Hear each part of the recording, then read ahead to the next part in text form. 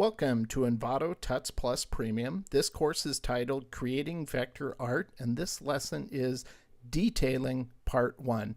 Now, if I really recorded a video that carried you through every single step it took to pull off this illustration, you'd be sitting in front of your computer screen for at least 4 hours, if not more.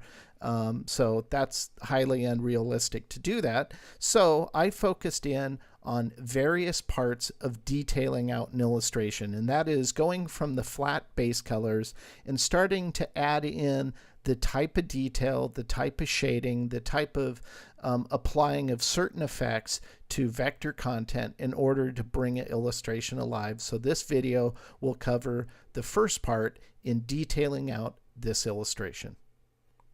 With our base color now established, we're going to start adding in the details that give this illustration dimension, and it will push content forward and push secondary content towards the background in order to create depth and to remove it from being a flat appearance to a more modeled and illustrative approach. So the first thing we're going to do is we're going to focus just on the mouth at this point right here, and because I don't need it, and this is why building your layer hierarchy is important, you can turn off the content you don't need. I want the facial detail and the facial base to be there, so those are in the back, but everything else we're going to turn off just so we don't need it at this point. We're just going to focus on the mouth here. Now, one thing I like to do, rather than completely creating from scratch, if I can pull from another reference that I've already worked on, that's great. And in this case, I created this piece of artwork. You can see it here. It was on the cover of Morty Golding's Real World Illustrator book, CS5. And I like some of the coloring I used in that, so I want to pick up on that. And I'll show you how I tend to do this at times rather than completely recreating the wheel in this case. Just for sake of clarity and communication, I'm going to actually hide my artboard just so it drops that off so it's a nice white background, and we'll work from that. I'm going to zoom out just a little bit. We're a little too close in. Let's define that a little more. There, that should be fine. So basically just with the mouth area, and with this illustration, if I go into this, I have this separated into different parts. So that's the shading that sits on top, and this is the actual base color that I want access to, and so I just needed to move that out of the way. So the first thing I'm going to do is I'm going to select my background color here, and I'm going to utilize the color I have going in here. And basically right now this is set up, if we go to gradient, it's set up as a linear, and I'm going to change that to a radial. And it's radiating from this reddish color out to the darker color, and I'm just going to expand that. And because it's the shape of the mouth is thusly, we're going to pull this out until we start to see what we want. Okay, that's more closely what I want, where it gradates out from that inner color to that kind of darky fleshy color. So we're going to reposition our gradient, and I think that looks pretty close to what we want right there, just so we have the illusion of the back of the mouth, and it adds some depth to it. Now with this shape, which is supposed to represent the deepest part of the throat, this is where I'm going to go in, and I'm going to adjust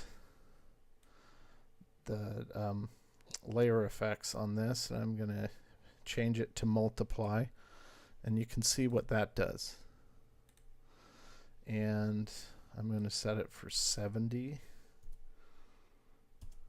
just so it's a little less stark, and that looks pretty good. So I think we're gonna leave that there. Now the tongue, I got it close, but I don't like the color, so using the eyedropper, I'm gonna match the coloring I have on here, especially the shading color. I think it looks really good on here. And one thing to help it offset from the lips, this is where I'll go in and add an additional level of detail. This is where I'll go back into kind of my build mode and create a shape like this, and I'll put a subtle curve on it, clone the tongue, select both of them, Pathfinder, and inset. Then use that, and that'll help offset the tongue from the lips, as you can see right there. So that's what that was all about. Because this is a bigger type illustration, unlike the face that I brought in here, I'm going to add just some, even though it wasn't part of my drawing, I'm going to add some subtle, just, oops, my bad, some subtle, actually, you know what, I'm not going to do that with, I'm going to do that just this way, just make it tints. Yeah, that looks good.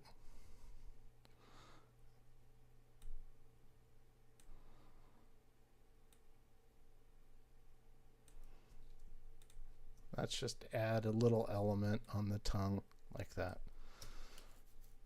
Now, right now, the teeth are what are looking really kind of flat, and they don't have much dimension on them at all.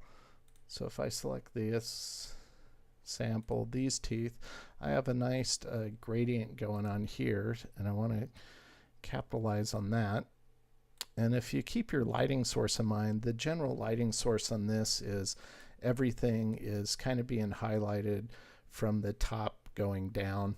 So that's what I'm keeping in mind as I'm doing this. So I think that's pretty close.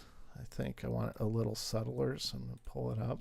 Then once I get that, I can just copy that same. That's the one thing about Illustrator, is even though you sampled this, it'll default to, it won't copy the way you have it set up within that shape. So that's the only drawback there, unfortunately. Go back in here, so you will have to go back in and customize the angles of these gradients, but you'll kind of want to do that anyway, just to match the contour of the mouth. And you can see how I'm doing that here. This one's probably a little too far. Just like this, and I'll do that for each one.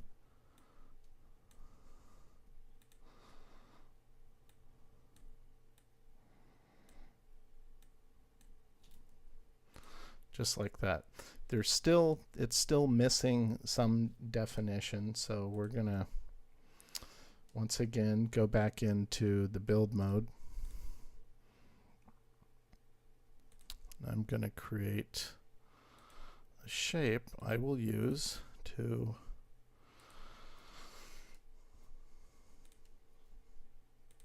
create the shading of the shadow that is being cast by the top lip on the top of the teeth. Now, one thing I like to do with this is a hard shadow. I mean, you could do a soft shadow. It's just this specific style would look nice as a hard shadow, kind of like how I did here. I have a thin sliver and then a bigger one that's more subtle. I'm gonna do the same same type of approach with this. So I'll clone this shape, and then once I have that, then it's easy enough just to adjust for the bigger one by pulling the handlebars out like that. Okay, once I have that, then I can select my teeth. I can clone those and fuse them together. Now once I have that, I'll clone it again because I'll need it twice. Select the shape I built, select the teeth, and go inset. And what that gives me is the shading on the teeth. I'll use the eyedropper, I'll sample my original, and that'll make that color for that shadow. I'll select the teeth, select the other shadow shape, inset or intersect under Pathfinder, and then I'll sample the other subtler shadow, and that'll give me the shadow there. Now I just want to make sure that falls under this one there, just like that. So that's the shading to help bring the teeth forward. Now I think in case of this illustration, I believe this could go even subtler, so I'm going to push it to 40, and I think that looks a little better. Now these teeth are still looking kind of flat, and the way I'm going to resolve that is I'm going to have to zoom in so you can see this a little better. We'll clone, start with this one. We'll make 2 clones of that tooth, I should say. And then we'll use that to punch out the shading. And so that gives us the dimensionality on the teeth. That's kind of what we're going to do for each of those. So I'm going to go ahead and just clone each of these twice. So once we have that, then I'll go back, and just so I can see what I'm doing, I'm going to pull that over. Make it a little bigger just so it doesn't leave any artifact shapes behind, and then punch that out.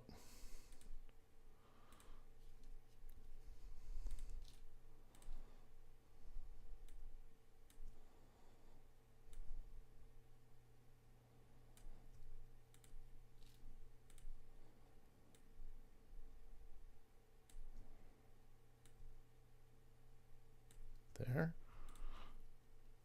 Punch that one, and we're gonna punch this one, sample the color. So you can see how it's now bringing dimension to those teeth and kind of separating them, so it holds the form. It works as, you know, teeth. Actually, it doesn't look like one solid white mass.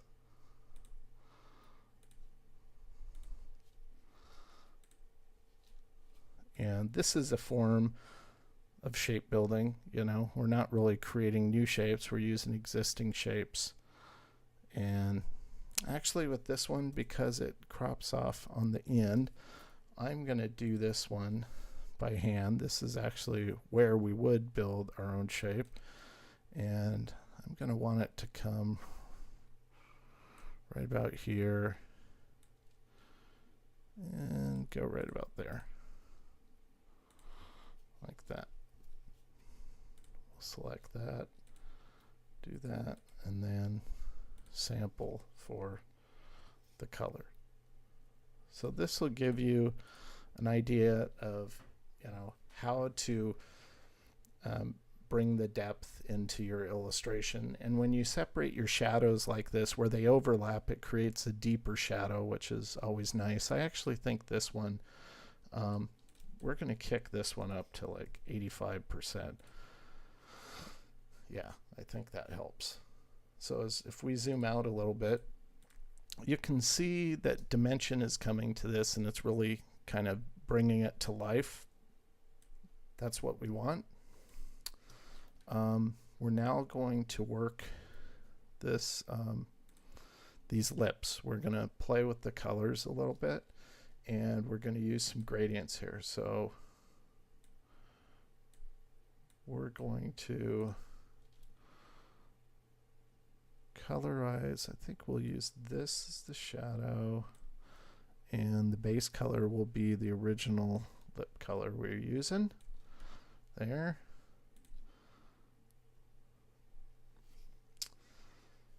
And for some reason it's not showing. You know what? I think we might have an there we go. Not sure why it does that at times, but Illustrator has some hinkiness to it, so you know you're going to run into that when you're doing a video.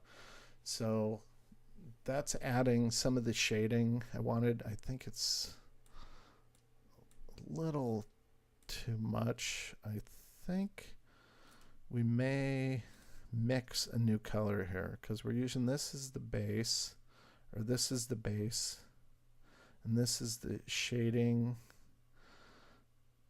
And this is what I'm talking about in terms of experimenting. I think what we want to do is we want to go into here and remove some of this black. We're just going to create a new shape, or a new color, I mean. Make it global. Select this, and we're going to try that for the shadow. Yeah, I think that works better. It's a little more subtle. I kind of like that. And I think we're going to stick with that. We're going to select this, and we're going to use the same blend. We're going to have to adjust the angle though, like this. And there. I think that's looking good. Now what we want to do is we want to add a little bit of highlight to this. And this is an easy little way to, most of our shadows and stuff and are kind of hard line, but it's okay to mix it and to use some diffuse things. So what we're going to do here is we're going to fill this shape with white. Now I wouldn't want to leave this like this. It's too stark. It's too stark. It draws too much attention, and frankly it doesn't look that great. So we're going to also bend this a little bit, just like this, to kind of fit the contour of the bottom lip a little bit. Scoot it down. And at this point that I like to just make sure that my file's saved, so I'm going to go Command S. And the reason why I do that is Illustrator's been known to crash when you use certain features. And the feature we're going to use now is we're going to select this, and we're going to go up to Effect, and we're going to go to Blur, and we're going to go to Gaussian Blur. And this will give us a setting. Unfortunately, there is no preview. It would be nice. This shows you it, but it'd be nice if you could see it in context. But unfortunately, you can't. So it's kind of hit or miss. I think we're going to want a smaller one. So we're just going to try this, 3.5 pixels, and go OK. And look at that. Nope, I think that's not enough. So we're going to go back. And this is the whole part of exploration is like you're not always going to hit it the right way the first time. So we're going to go back in, and I think we can go to, let's just try 6. I think that looks a little better. So we're going to now play with the transparency. So it's a combination of a Photoshop. Basically, this is a Photoshop effect within Illustrator, and a combination of adjusting the transparency to get the density of this highlight right so it looks good, so it's not so stark. So we're going to try 30, and that's a little too subtle, so let's go 45 and try that. There, I think that looks a little, that looks good. We might even go down to 40. I think it's still a little too stark.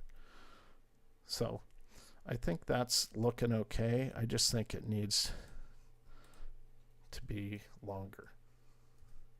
And because this is a vector shape, you can always go back in, and we're going to mess with the shape a little bit. So you can see how that adds dimension to that bottom lip. So that's really cool. Now we're going to try to utilize the same shape for the top lip. So we'll clone it. We'll bring it up here. I'm going to flip it around. and just kind of move it into position and see if that's same. Now I think it's too much here.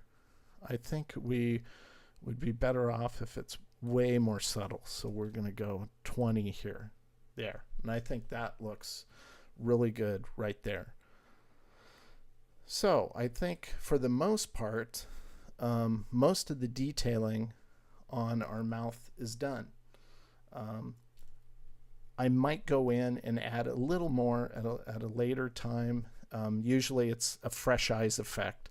But for right now, if we zoom out, you know, you can see it's looking nice. It's looking good.